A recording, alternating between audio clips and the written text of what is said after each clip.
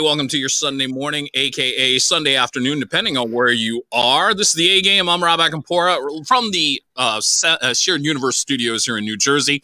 The man who's been bopping to his good friend's song, I might add, Bella Baby from Mike Ferentino and the guys from Love in Reverse. And that will come up in conversation today for sure. He's only had an illustrious career that's still going, by the way. He's had multiple top 20 hits in the UK. He had multiple alternative hits here in the United States. And he's coming off a lockdown session from yesterday. And there was another thing that happened yesterday that was very interesting that we'll talk about. Miles Hunt from the Wonder Stuff. Thank you for doing this. My pleasure, my friend. Great to be with you. How you feeling this morning, by the way? Because I was watching the lockdown session. Did you finish all that wine? Yeah, I finished that. I finished a bottle of red, and I think I finished a bottle of white, opened a couple of beers. I don't know what happened after that. Well, see, I at least came prepared for you. It's like going, okay, so I got my cider from Ross Brewing here in this one cup. And, okay. Well, I've opened another bottle of white. There you go. And when we get to our random shot segment, yeah, there'll be a random shot. So I am ready for you, sir, for sure. Yes. Okay. Yes. I came prepared. By the way, you've done a few lockdown sessions. Because, I mean, for those who don't know, and I'm sure most people do here in the United States, UK is in the middle of lockdown once again. So you'd done a few of these sessions over the summer. You decided to do one last night, which was beautifully done. Has it been this good outlet for you as much as it's been for your fans?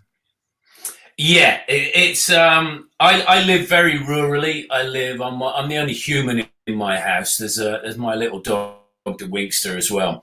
So I in normal times when we're not locked down and when we didn't have the pandemic, I've been in this house nearly 25 years or over 25 years, and I've lived here for the last 3 years on my own. And so in normal times, I don't really see the other humans.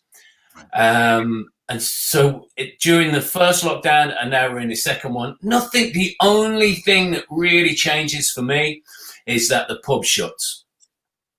And I find that frustrating. So when I get to do the connecting via Facebook, doing the Facebook Lives, or I've done quite a number of these podcasts this year, it's my social time when the pub's shut. So I do appreciate people asking me to do them. Yeah. Oh, absolutely. Oh, I'm glad I asked. Yeah, it's a good connection. It is a good connection with the audience. It really is, and I find it quite remarkable because I don't look at the comments when I'm doing the Facebook Live. I just crack on with my end of the show, and then for the hour after, I go through all the comments. And what really surprises me is how emotional people are willing to tell me it makes them. I think there's perhaps a sense of nostalgia when I'm playing the very old songs, and reminding all these 50-year-old people what their life was like when they were 20. and maybe just because we're in lockdown again and no one's getting to go out and see their family and friends, it's just the Wonder Stuff's audience without any help from the band or have really built quite a community amongst each other. And to see them all chatting, down the sidebar when I watch you back later, or saying hello to each other. Oh, Jamie's here, so-and-so's here. It's really nice. It's really nice. And I know you got some more coming up, but you're going to do it in a different way come January. You've actually planned 4 Saturdays in a row. You're going to be doing shows. And the cool thing about it is different sets for each show. And you're going to do a Q&A afterwards. But it's being done a little differently. You're going to take it from outside of your apartment, I see, or your flat, whatever you want to call it.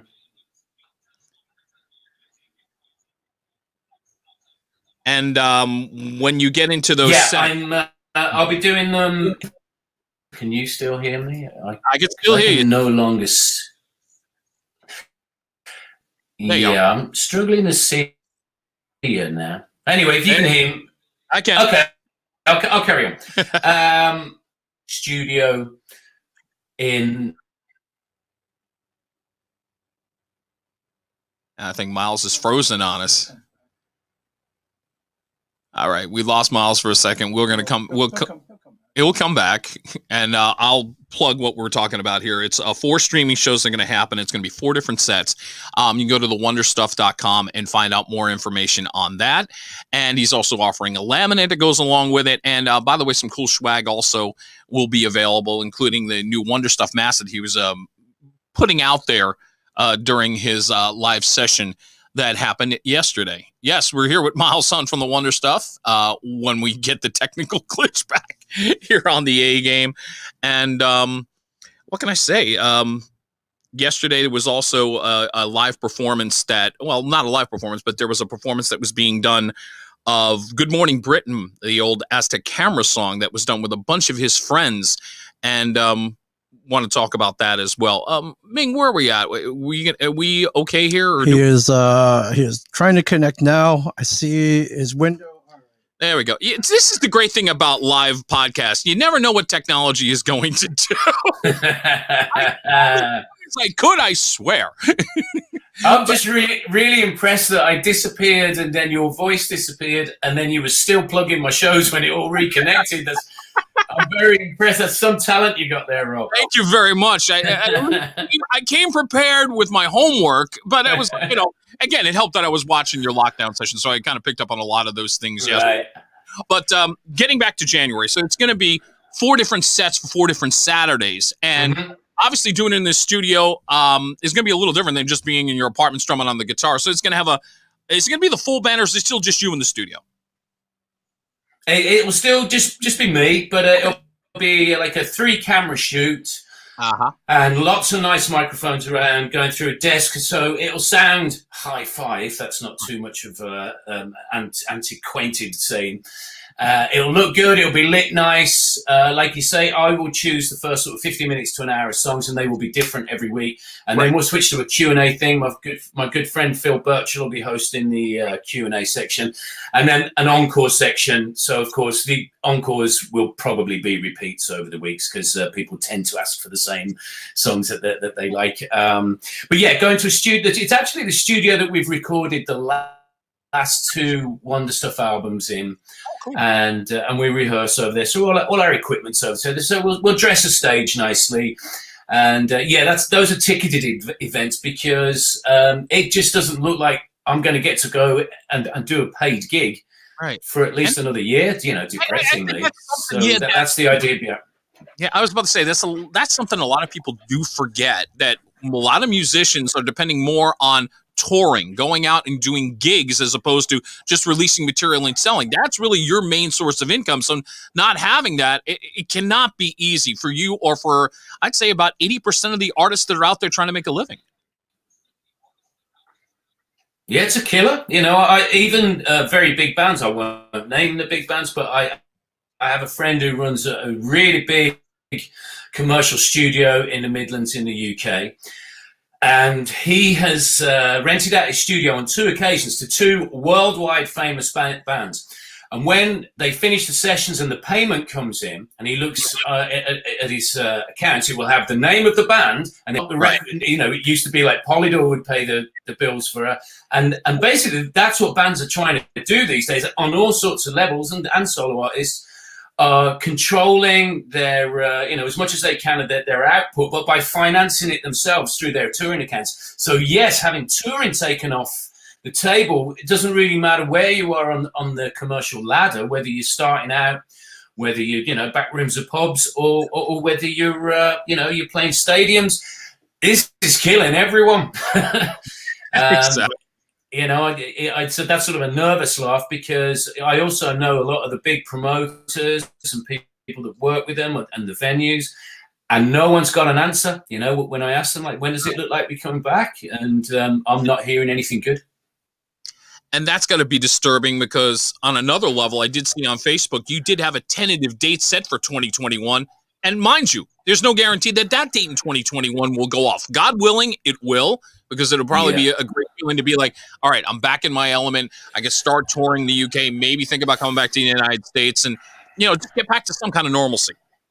Yeah, that was, I think the show you're probably talking about is we were booked to do a festival in the Midlands in the UK for September this year at Moseley Music and Arts Festival. And then when they obviously couldn't put it on this year, they just asked all the artists, as us, the Waterboys, there's some really great artists on there. They just asked us all, will you agree to do this in September 2021? To which we've all said yes. And also we had a bunch of maybe 2 warm-up shows prior to the festival.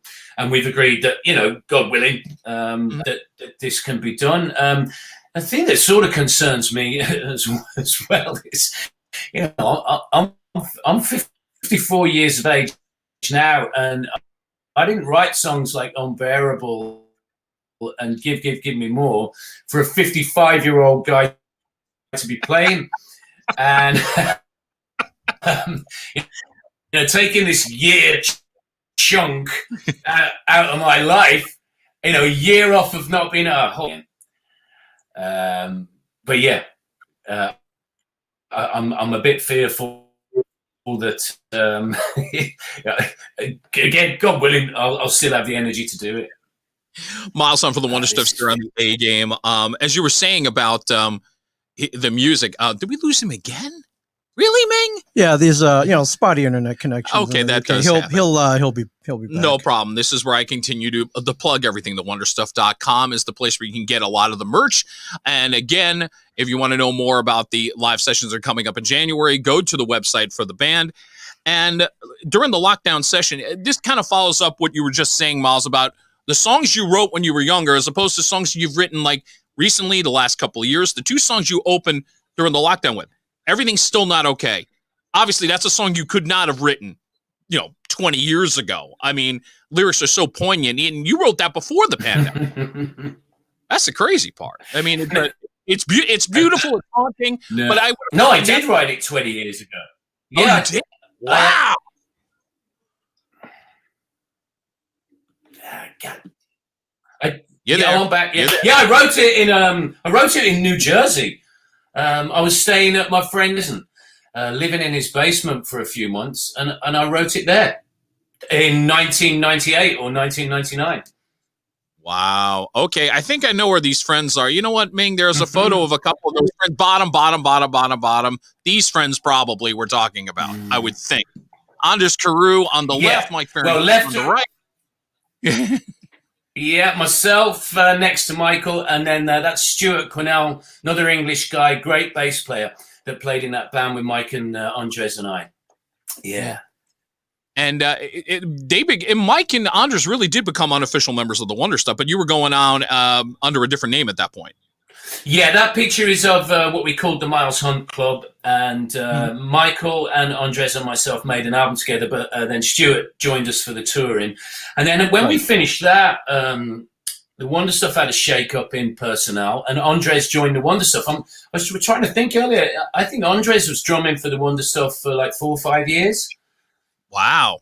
Yeah, we toured the US once, did a bunch of tours in the UK. We went to Japan, maybe Australia. But yeah, and when I heard your interview with Love in Reverse, and you don't think of Andres as being a drummer, do you? No, not at all. Yeah, and he really is a remarkable drummer. And it's quite odd knowing that you all know each other so well. I'm like, how does Rob not know he's a great drummer? The funny thing was how I knew them in the early 90s before they got signed. This was these 2 guys who would come up on stage, have dancers with them, and they would just put on this unique show with great sounds. And I think that was the thing that stood out about them. They were, as I've said before in 2 podcasts with them, ahead of their curve. They were literally about 10 to 20 years ahead of where they should have been. Yeah, I agree. I mean, Michael Ferentino, he's such a great songwriter, and has Mike's unique. Obviously, he has his influences, as we all do. Yeah. But Mike has he has a unique sound. That voice, the way I often cite Frank Black from Pixies as being quite a rarity, in so much as I can tell a Pixies track or a Frank Black track before he sings, just because of the way he combines chords. And Michael has a very similar talent. Like, I can hear a riff And before Michael even opens his mouth, I'm going, well, that's a Ferentino track. You know, he's really, really unique. And I love him for that. And I love all the different styles that he's put his hands to. You know, when I first met him, he was doing the Amazing Meat project with Andres Carew. So it was sort of after the first version of Love in Reverse, who I'd not heard of. And then our friend Indian that ran Gig Records at a Point Pleasant in New Jersey, he sent Mike and I on the road together for about 5 or 6 weeks, just the two of us in a van. And, you know, I'll never forget pulling out of Indian's driveway, you know, where he ran the record company out of.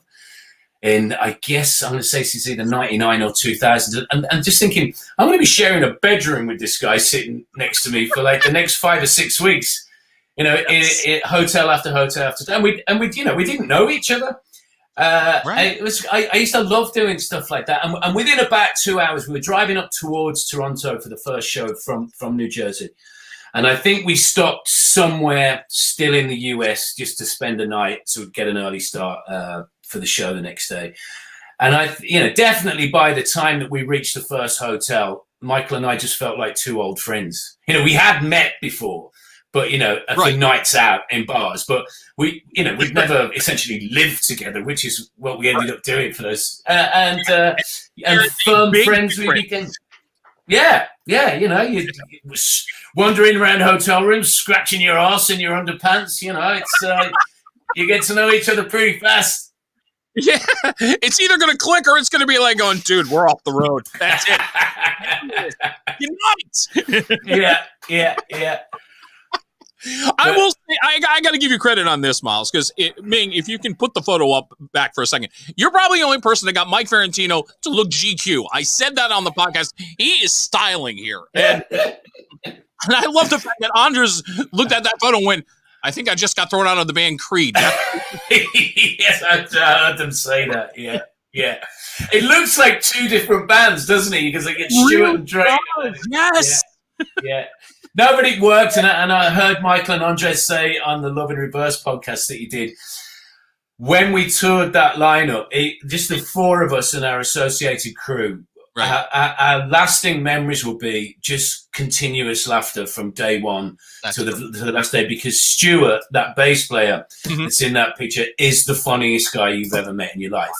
And it just doesn't stop. It's just, and it's so understated, never annoying. You know, it's just absolutely wonderful. So yeah, we toured the UK twice with that lineup, and my memory is just sitting in a tour bus just laughing for a month.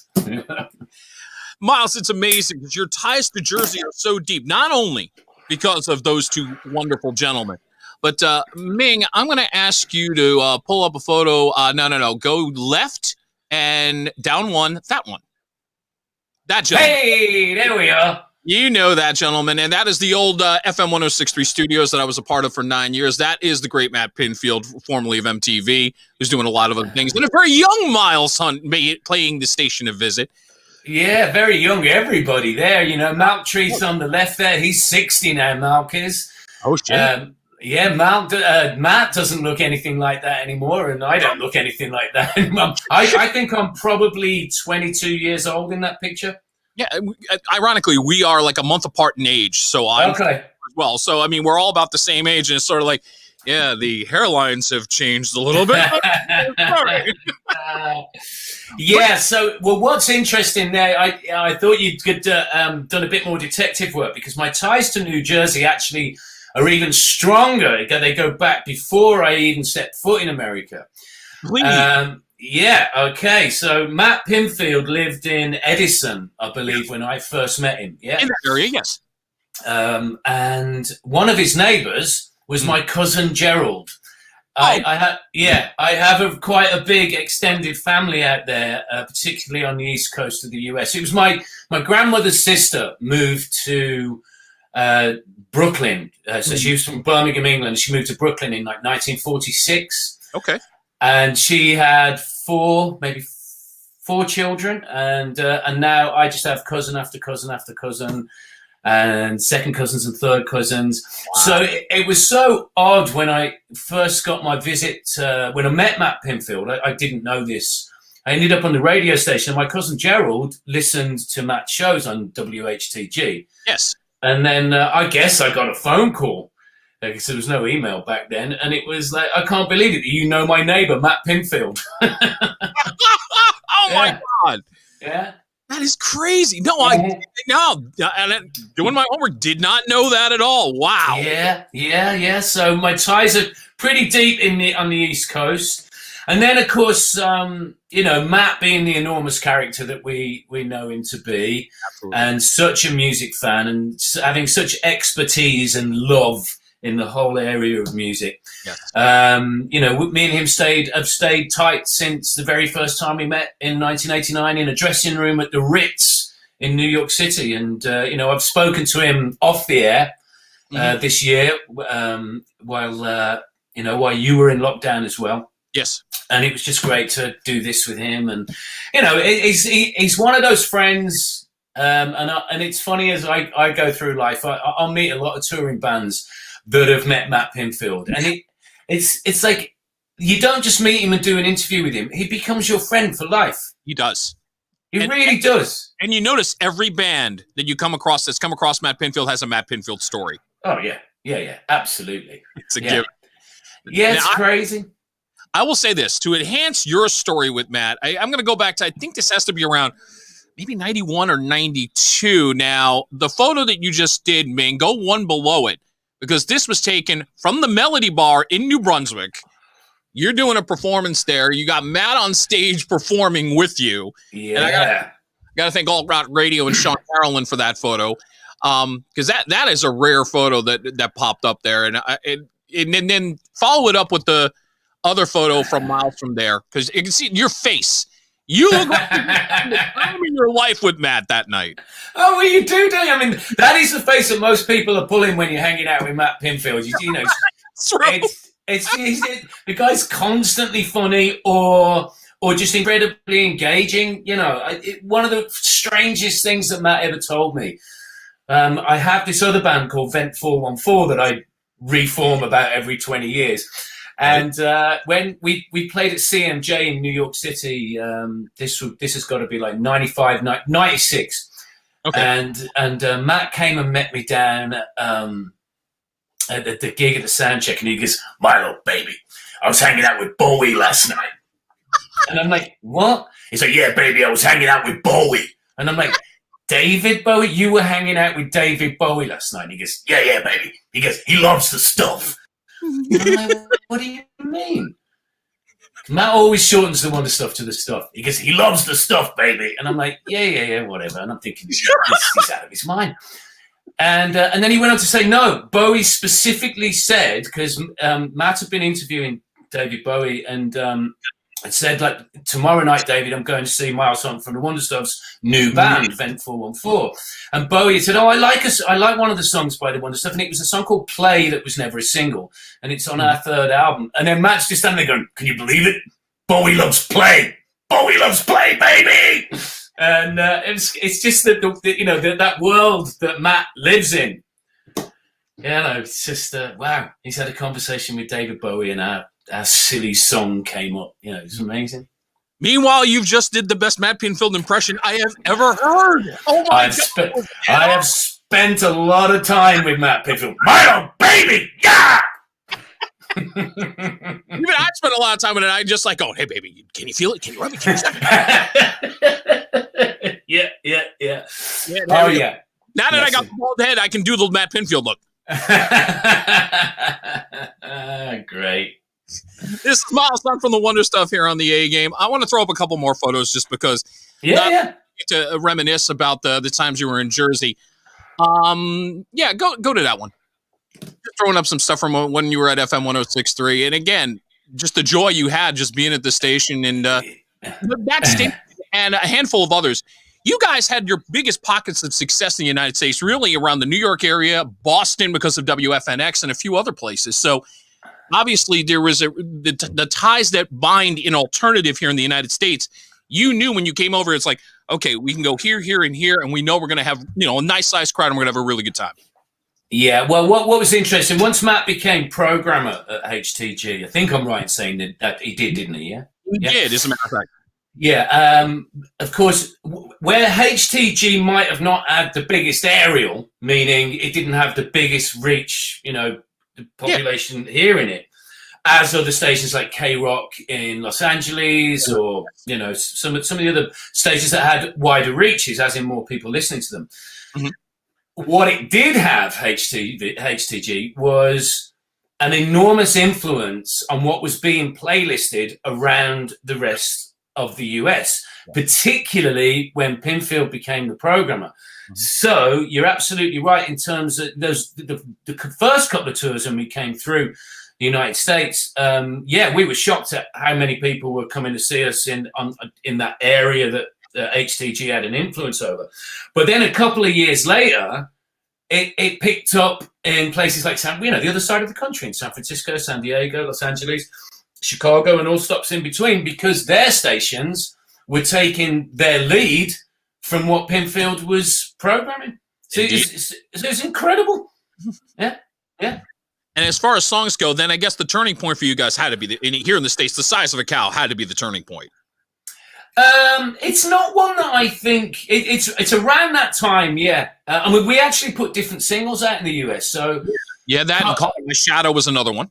Yeah, Mission Drive was a single in the US as well. And I think we did that because Pinfield liked Size of a Cow and enjoyed it for all its Englishness. It's quirky, it's pantomime-esque.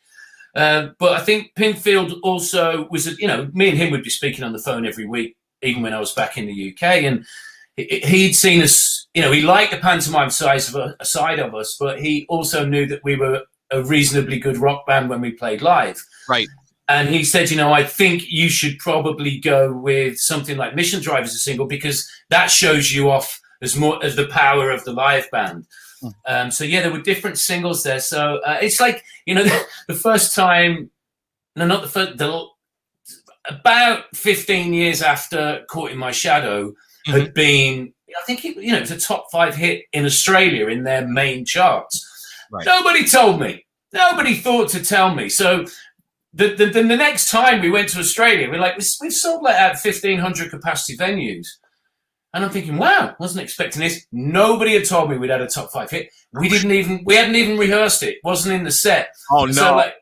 So every night, it wasn't until the tour was over.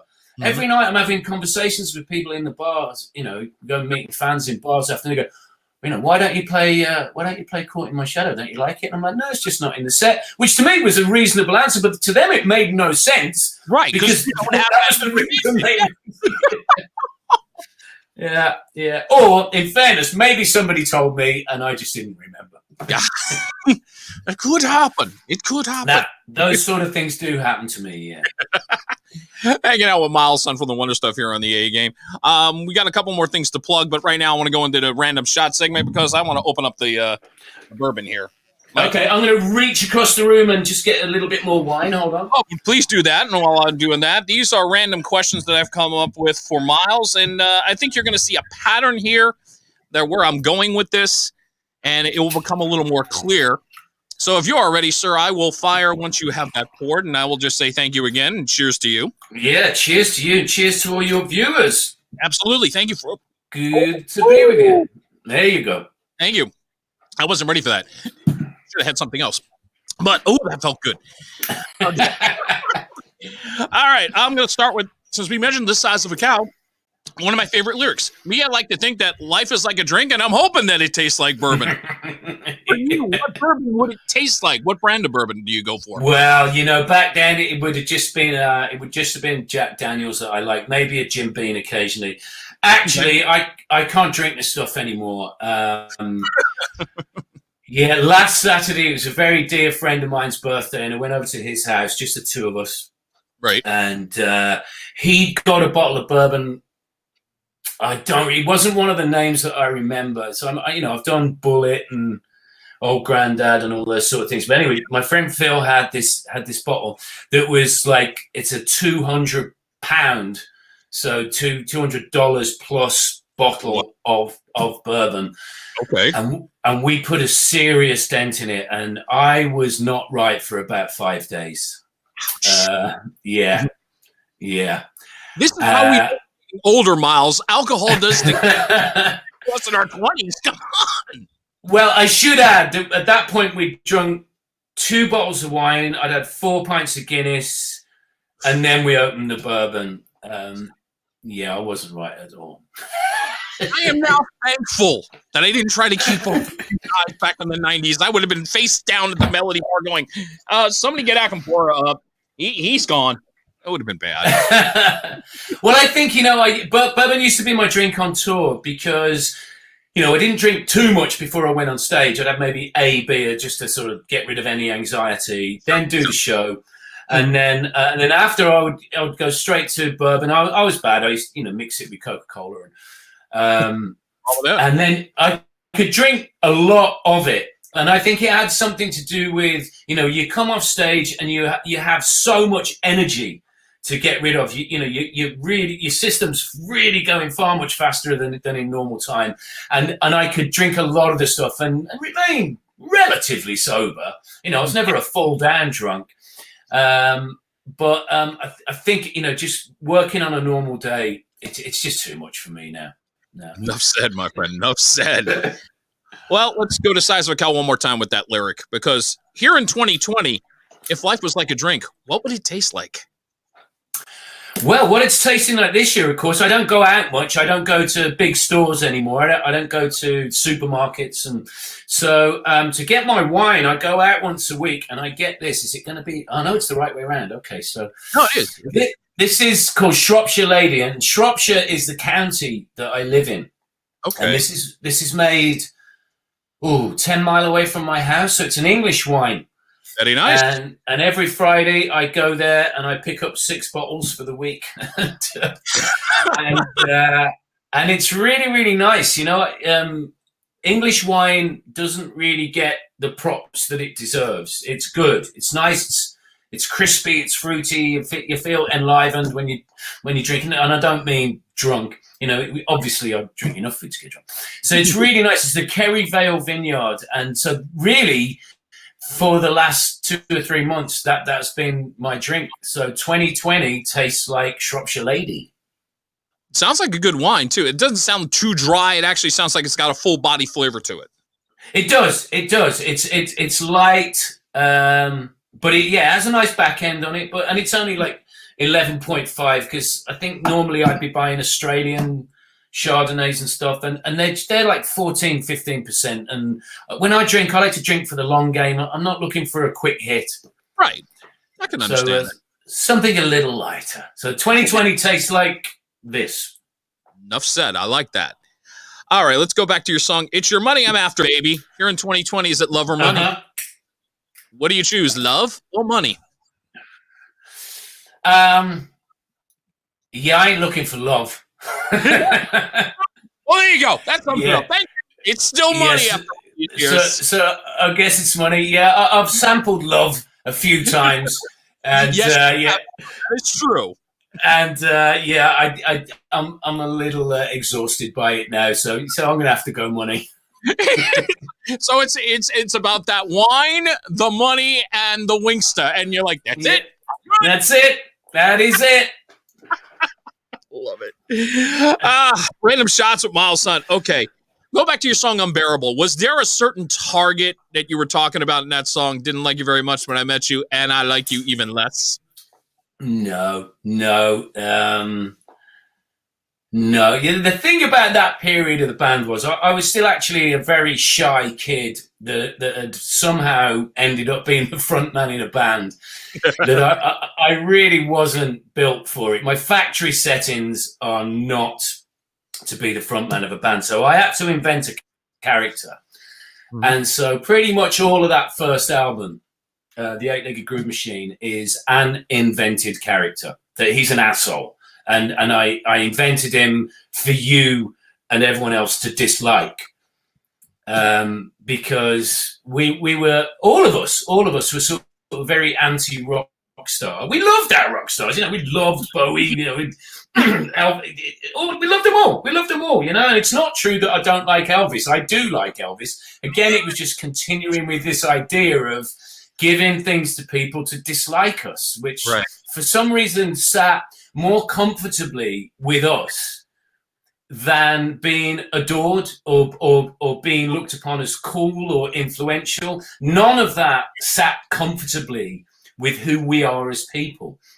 So really, I suppose, Unbearable, that lyric, I didn't like you very much when I met you, is the beginning of that, you know, I'm just going to say a lot of unpleasant things. And of course, it was still Margaret Thatcher's Britain at that time. You know, it was, and I know it looks like to a lot of people like Pop Will Eat Itself, Ned's Atomic Dustbin, The Wonder Stuff, a few other bands, and that there was this support system. In fact, actually, between those three bands, there was a system where the three of us supported each other. So, you know, if we knew a journalist, so Clint Mansell from Pop Will Eat Itself knew a journalist that liked the Poppies, he said, you know, you should check out my friend's band, The Wonder Stuff. And so we would help each other out in that sort of way. But it was a very adversarial time. And so usually if someone said to any of us, you know, have you heard this new great band from Nottingham, you know, a city not that far from where we're from, it's great. Our immediate reaction would be, no, it ain't. Even though we'd never heard it. And we were just adversarial and trying to get up people's noses. And it just suited us better than being the kind of rock star that goes out and goes, oh, we love you, we love all of you, you know, which I love going to those sort of shows. Sure. And I don't believe that the singer means it for a minute, but it's very entertaining to watch it. I was about to say, Miles, when you look back then, are you surprised by the success? Because it seems like you were almost setting yourself up to be like, okay, you know what, we're the anti-band. If it doesn't work, fuck it. We don't care, you know? That was kind of the plan, really. We had no plan beyond the Sex Pistols business model, which was 1 album, 4 singles, clear off. That was the only idea we had. Mm-hmm. So when we got to the position where we got to do a second album, we didn't have a single idea of where to take this and what to do. So that's why we were like, let's try a fiddle player. Somebody phone a fiddle player. Get him in. And then, well, I played electric guitar so far and everything. I think I'll play acoustic guitar now. Mark, go and get a mandolin. Go and try that out. And there was, the wheels were off the bus. But I actually, out those 4 original albums, when it's the original lineup of the band, I think the second album's my favorite hop. Because we were just floundering for ideas. And to my ears, it all worked. And with the sort of benefit of age now, I can look back at those 4 young men and go, you know what? I like you. I like your guts. You know, I like the fact that you didn't go into the studio and just try and knock out another 8-legged groove machine. Right. And I have a lot of admiration for those 4 young men. I think they were daring and yeah, I think they won. Yeah. I like that. And it kind of segues a little bit into this next question, because I thought it was daring when you guys decided to cover Dizzy, which became a #1 hit in the UK. But you've done some covers that are, by the way, on his YouTube page, you'll find 3 really great covers. So this segues into this question. Okay. Favorite cover out of the 3? Dizzy, Save It for Later, or Blackberry Way? Got to go Blackberry Way, I think. I had a feeling you were going to do that, and I think that partly. Yeah, it has a family history. So yeah, please elaborate. Yeah, all of my life I've known that song. It was, you know, when did it come out? Late 60s. I arrived somewhere in the mid 60s. So my uncle Bill, he didn't play on the Moves' original Blackberry Way, but he would have played it live with them because he joined a live lineup of the band at the end of the Moves' career. So that song's just always been in my life, and it was really interesting. Learning it. And then talking to Fuzz Townsend, who's really integral part of the Wonder Stuff's version of it. Yeah.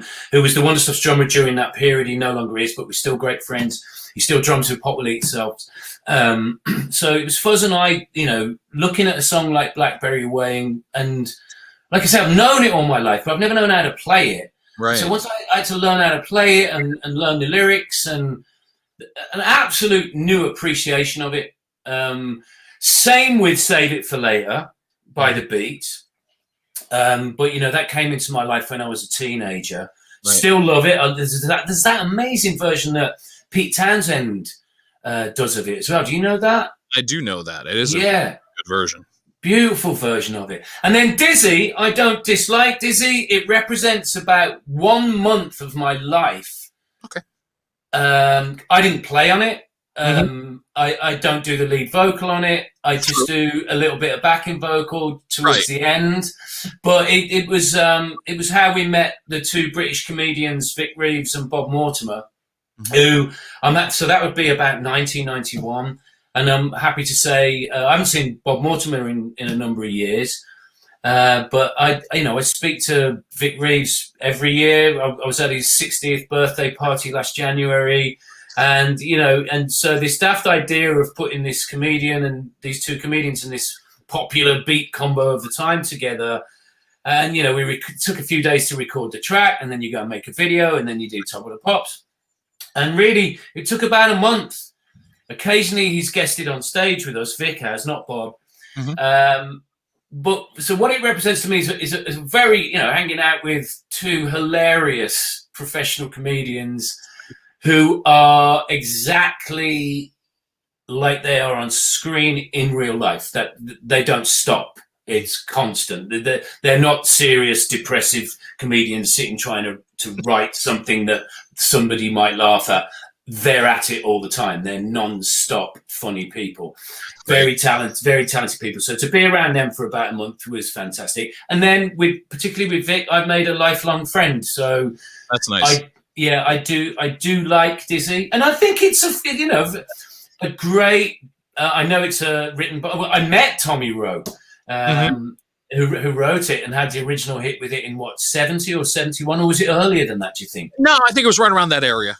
Yeah, I met him in Texas where he was living, and that was so strange because he looks like a Texan man. He's got a big 10-gallon hat on and a huge metal belt buckle with some sort of eagle or something very decorative on it. He looked like a bloke from Texas from a cartoon book, as far as I was concerned.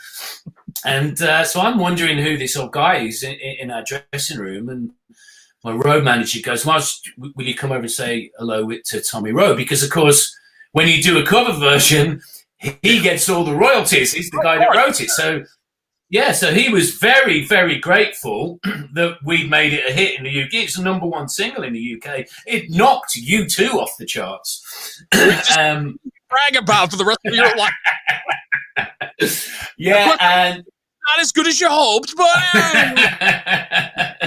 and so I met Tommy Rowe, and he was like, "Thanks so much." He's a beautiful man, really gracious, and like, "Thank you so much for covering my song." And I said, "Well, I kind of didn't." I said, "It's my friends who are two British comedians. They're the singers," and he didn't like that at all. He goes, "What? You think my song's funny?" And he kind of took offense. And I was like, no, not at all. They're okay. Comedians probably the wrong word. They're light entertainers. Light entertainers. Very well. Yeah, and that went down a little better. But yeah, at first he wasn't happy about it. It looked like I was trying to get out of it, and I wasn't. I was more than happy to meet him, and there is a picture somewhere in his archives of me and Tommy Rowe and his lovely wife as well. So yeah, and the other thing about Dizzy was, when Vic Reeves suggested that we cover it, I'd never heard it. Oh wow! Yeah, I'd never. I think it appeared in the charts in the UK in the late '60s or early '70s, but I was certainly never aware of it. So it was a brand new track to me. But yeah, I'm really glad I did it. It was great fun, and I got to meet a legend. No, nothing wrong with that. And I got to tell you, for me, it's Blackberry Way for this reason. I remember being a kid, listening to New York radio before HCG was in existence, which I got to work for. God bless you for 9 years. Thank you very much for that experience. Yeah. But I'm like, this is 1980, 1981. WPLJ out of New York is doing an ELO special. And I can remember the legendary Carol Miller hosting the special. And she's talking about the move. And she talks about, this is one of my favorites here on PLJ. Song comes on, never heard it before. My father, who is like the biggest ELO freak, actually knew it. And I'm looking at him going, Dad, how do you know this song? But it was like, that's the first time I remember hearing Blackberry Way. And it was like one of the rare times you got to hear it on American radio. So I was like, wow. And then to hear that cover, which I found on your Facebook page, I was like, oh, this is beautiful. This is actually good. good. I mean, it was a hit here, and in my life, it just brings back happy memories, of being a child. But it's actually, it's a really, as the best pop songs are, it's really quite dark. Yes, it is. Lyrically, it's quite a dark track, and then once you sit and work out the chords, you're like, there's a lot of darkness in the music too, but for some reason, it engages us all, and it's a beautiful, beautiful song. Yeah, it really is. And the one thing that I loved about it when I watched it on YouTube is that you found a way to kind of do it your way and make it your own. And I think that's the hard part sometimes with a cover. Sometimes you have to be like, with Dizzy, you kind of went straightforward, kind of kept in that mode. But you did Blackberry Way. And again, go to his YouTube channel and check it out. It's worth the time. You really made and twisted to make it yours and not the moves. And I really appreciated that. It was well done. I think when Fuzz and I were working on the backing track, so Fuzz is the drummer on it. I played the bass on it and did the guitars. Fuzz did the drums. We found a version of it from an old German TV show from about 68 or 69. And so we based our backing track on that version where the bass guitar runs are far, far clearer in this lovely old bit of TV footage of them doing it. And then, of course, Erica Knuckles, the Wonder Stuff's violinist, she brings in a whole different feel to it. Yes, very much so. Yeah. And I think it was when Erica did that when I'm like, okay, this is really worth doing. Because I don't, when I approach a cover version, I don't know. I have a problem. Always have an internal problem with doing cover versions. I do them mostly because if I've started working on a cover version, it's because I think it's fun. It's because the song means something to me. And then often I'll just think, I shouldn't have done that. So, some songs don't need covering. Well, you're going to make them better. Get what you mean, yeah. Yeah, it has to be a great track for you to want to cover it. And then if it's a great track, what, are you being so arrogant to say that you're going to make it better? So I have a problem with covers, I mean, the version of That's Entertainment by the Jam that we did is, I think we even just got the 7-inch and recorded that onto a multi-track tape and we just played along to it, So we did very little as far as an interpretation goes. So yeah, I have a love-hate relationships with covers. It's people that would cover Heroes by Bowie. You honestly think you're making this better? Well, I now know the Wallflowers are not coming on this podcast. Thank you. And somebody in the 80s did Strawberry Fields, and by the Beatles. And I'm not the biggest Beatles fan. I'm a little tired of hearing it all. I grew up on it, and I appreciate it for the wonderful songwriting, but I don't ever particularly want to hear any of it ever again. But Strawberry Fields would be the Beatles track that I would pick out and say, I do enjoy hearing this, because it's not only is it a wonderful, wonderful song, but it's two different recordings of the song snipped. And you can hear, I think the choruses or certain sections are from another section. It's two different sessions. Right. And I love hearing audio things like that. The tempo changes, the drum sound changes, the stereo spread changes. And to me, that's one of the great charms of listening to something like Strawberry Fields. But then somebody covered it. I don't know. It's on the same way, not about certain songs, but also about certain movies. If you're going to reboot the movie, there are certain movies you just don't touch. It's just so good. Don't do it. You're only going to bastardize it at best. Yeah, exactly. Can you imagine when they do Your Life Story as a movie, Rob, and that somebody's going to look at this bit of footage that we're recording right now, and I don't know, they're going to get it all wrong. For a start, whichever actor, he won't be allowed to smoke in it, Yeah, exactly. Well, that's not politically correct. You can't do it. Terrific. What I love about you, Miles, you got great opinions. You're a very strong personality, which brings me to this last one on Random Shots, because if I done my homework correctly, you made an appearance on the X Factor right around 2016. No, the X Factor. I've never had anything to do with the X Factor. Okay, then my information is wrong. Well, you know what? This still sets up my question a little bit, because because of your personality, because of your opinions, because of your, knowledge of music. I could see you doing this, but the question is, would you if they approached it? Let's take The Voice UK. Would you be a coach? I don't know. I mean, I've heard of these shows, but I don't know what they do. I haven't had a television for over 20 years. Oh, well, then in that case, this could be a problem. So we've already ascertained that this year is about money and not love for me. So if the right offer came in on an email, I'd go and do anything right now. Sort of like going, wait a minute, you're going to pay me money to sit in a chair, judge people to sing. I may get to meet Sir Tom Jones. Okay, life doesn't suck. Let's do it.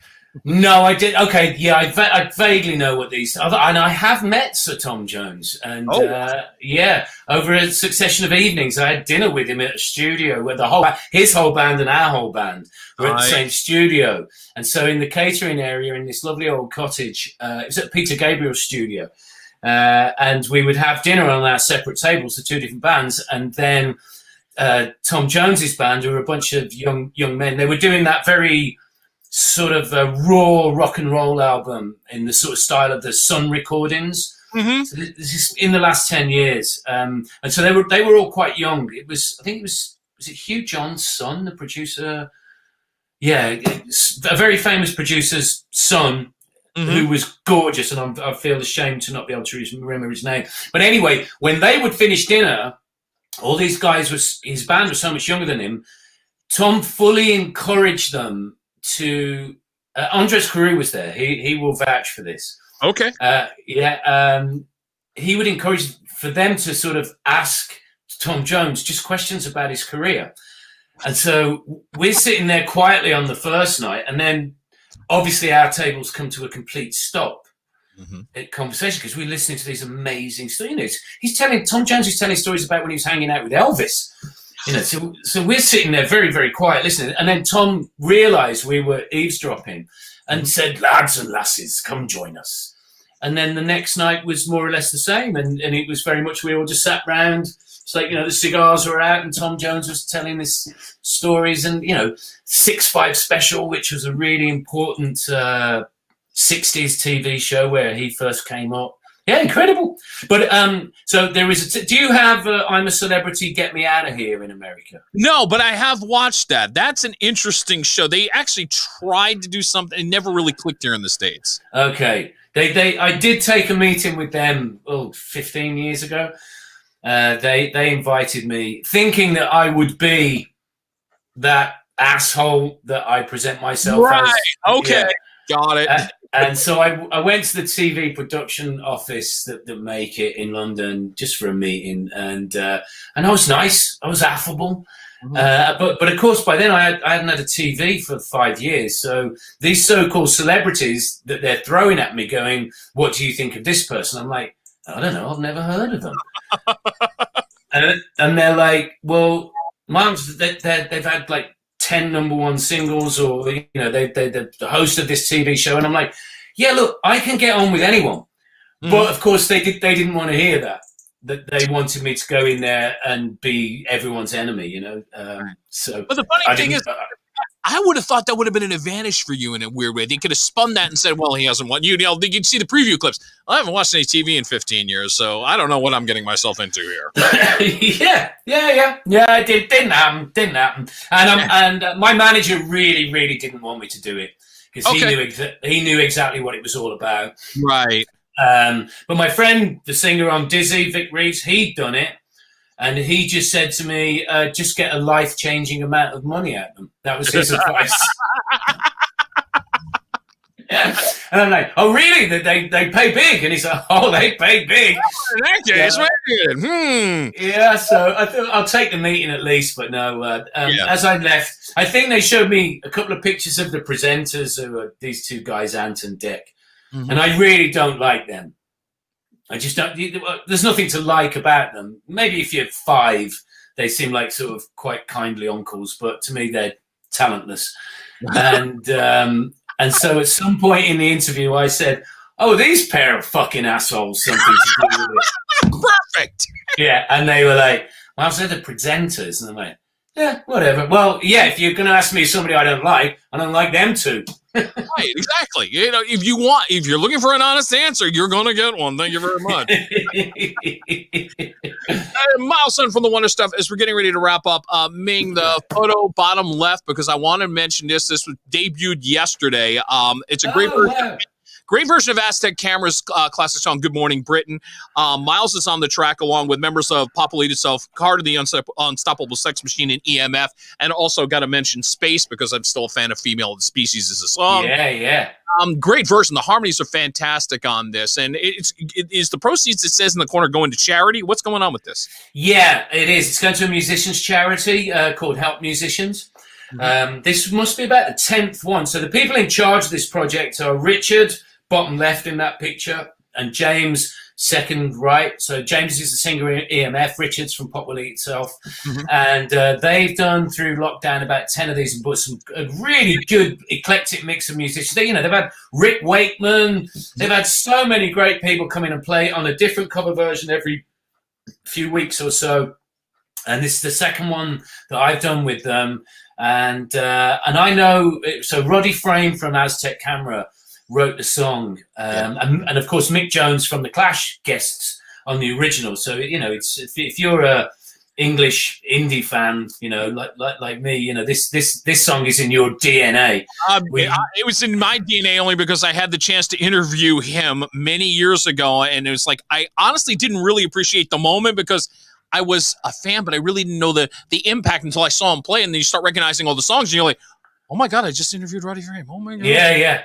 Well, he is he's the most talented British guitarist that I have seen since Richard Thompson. Richard Thompson from the Fairports is out of this world. But Roddy, when you see Roddy Frame play acoustically, that's how I saw it, as a matter of fact. Yes. Yeah, it's in that league of Richard Thompson where you turn away and you don't look and you're like, there's three guys playing up there, right? That's not one guy doing all of that. So as a guitarist, he is astonishing. As a songwriter, I think he landed on the map. He was maybe 17 when his first record came out, which had, Walk Out to Winter, Down the Dip, songs that, again, are in my DNA that are so beautiful, so wonderful. And he happens to be one of the most gracious and fantastic guys you'll ever meet in your life. And so I sent him the version there, like a little pre-release version of the video last week. And just to start an email, and you could tell he was genuinely moved and really honored that we'd all got together and done it, which is just, when you do a cover version, that's the response you're really looking for, the seal of approval from the person that wrote it. And it was so nice that Roddy took the time to write back and tell us he enjoyed it so much. Yeah. Very cool. Definitely get it for your collection. And other things to keep in mind, wonderstuff.com, go to the website, find out more about the sessions that are coming up in January, how you can be purchasing your laminate and your spot into one of the four or all four. Remember, all four sessions will have different songs. There'll be a Q&A at the end, and Miles will take requests on the encore, we'll say, so he's ready for that. Yeah. And by the way, merch-wise, I did see this, the Wonder Stuff mask. I'll be ordering one for sure. Okay. Yeah, there's a set of 5 of those coming. One of them is very, very funny that Wonder Stuff fans will totally get. Yeah. Very good stuff. My friend, thank you so much for this time. This was a blast. Yeah, I've had a lovely time. Thanks for inviting me, Rob. Oh, my pleasure. Miles, on to the Wonder Stuff. That wraps it up for the A-Game. Enjoy the rest of your Sunday. I'll check in with you next week. Until next time, have a great week that's coming up ahead. Peace.